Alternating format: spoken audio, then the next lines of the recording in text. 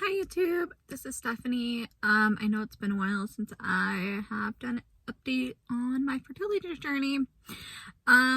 So this is kind of just a recap of my Retrieval IVF cycle. So, I ended up having my egg retrieval on the 16th, I believe it was.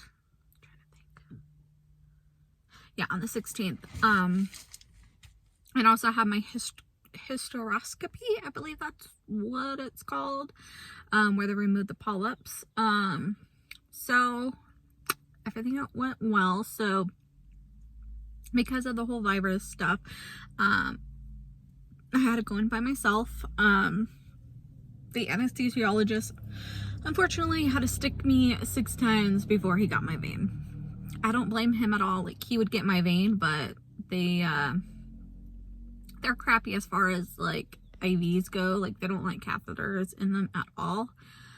So he finally was able to get the IV in, and then he pushed some kind of relaxation med in me. My doctor came in like, hey, we're gonna do this. I'm like, okay. And then that's the last she wrote. And then I woke up, and the nurse was talking to me, and I don't really remember what she was saying. I said stuff, but yeah. And then the anesthesiologist walked me from the procedure room to the recovery room, which that was a blur. I'm surprised I actually was able to walk that far. It wasn't too bad though. And then got sat down in a nice recliner with a heating pad. That was nice. And then a little bit later, they brought me my clothes and my shoes and my phone, and they're like, hey, you can call whoever you're here with, which my mom brought me, since obviously I can't drive after anesthesia. So she came in. I was starting to feel more awake at that point. So we were talking and all that.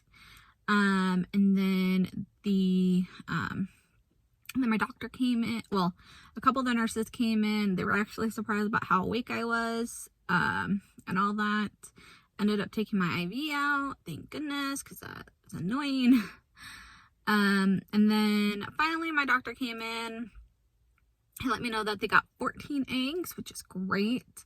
They also removed 3 polyps and did a biopsy of my on my uterine lining to see if I had endometriosis.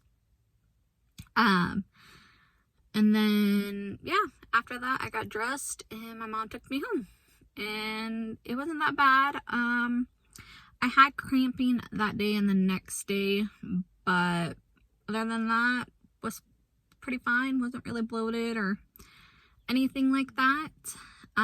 So the next day, the lab called, and out of the 14 eggs, all of them were actually mature, which is great. And 11 of them fertilized normally. So that was great. My clinic, they leave the embryos alone, as far as like they let them kind of go, and then you get a 5-day report.